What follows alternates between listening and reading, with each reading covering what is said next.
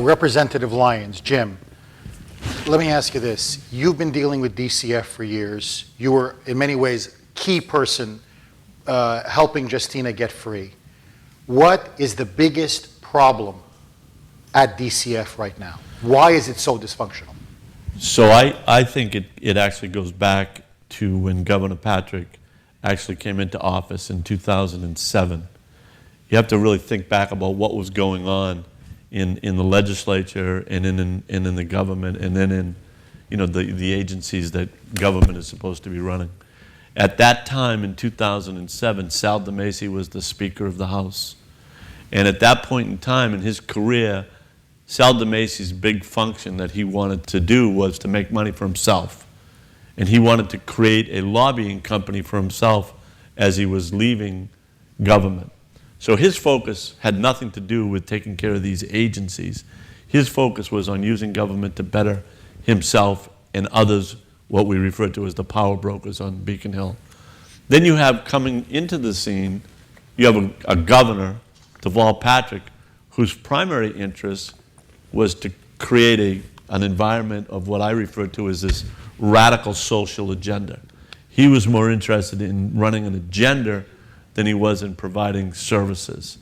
So what you see moving forward is you see the corruption that took place in the legislature from 2007 to 2008 till ultimately when DeMacy left in 2009. So you've got a legislature that's not paying any attention to what the executive branch is doing. And then you have an executive whose primary interest is to promote a radical agenda, whether it be forcing Common Core onto Massachusetts, taking away First Amendment rights, the things that he was interested in, the lesbian, gay agenda, making sure that if people were in the adoptive process, that they had to be comfortable with that type of an environment, someone who had the values that my wife and I would have in today's environment couldn't become a foster parent.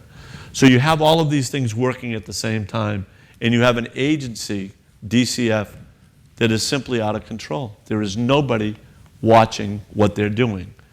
And it's become an agency that is just afloat in the ocean.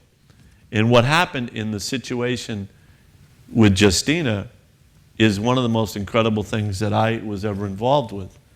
About a year after she was initially taken, you read in the newspaper about this guy named Lou Pelletier who was angry because DCF had taken his daughter away. And people were saying, well, there must be something wrong with this guy. Government, government's always right. They would never take away somebody. It's got to be Lou. I remember hearing this all the time. It's got to be this guy Pelletier. He's got to be crazy. Well, they say that about me, too, all the time, that I got to be crazy.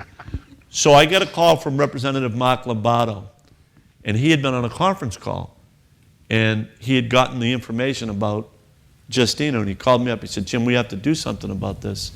And he told me the story, and I said, this is really, really crazy. So it was 8 o'clock on a Saturday morning, and I called the reporter from the Hartford newspaper down there, and he had been doing all kinds of background information from Connecticut, telling everybody what was going on with Justina. And I said, hey, and I'll never forget it. I said, tell me about this guy.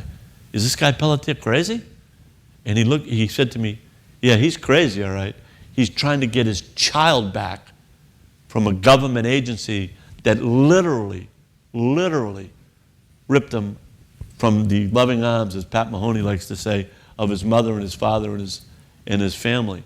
And I said, that's what happened, because you didn't know what happened. And then I got an opportunity to meet Lou. And when Lou tells the story, he's in the hospital on this day in February, and he objected to the fact that he wanted to get a second opinion. And he's sitting there at the table, and all of a sudden he said, security guards walked into the room, and he said, I want to see your child. You no longer have a right to see your child. I literally couldn't believe it. But that is exactly what happened. And I blame Deval Patrick and his agency for having the arrogance to come in and rip a child away from a loving family. At the same time they were taking away Justina Pelletier, there was 140 children that were missing under DCF's care. So at the exact same time, they're taking away somebody whose loving parents are trying to get them help. They have no idea where 140 children are. The question that we asked as we moved forward, we asked the administration, how much money did you spend to find those 140 children? We all know what the answer is. They didn't spend any money trying to find those 140 children. But at the same time, they were literally spending millions of dollars to keep Justina's parents and families away from her.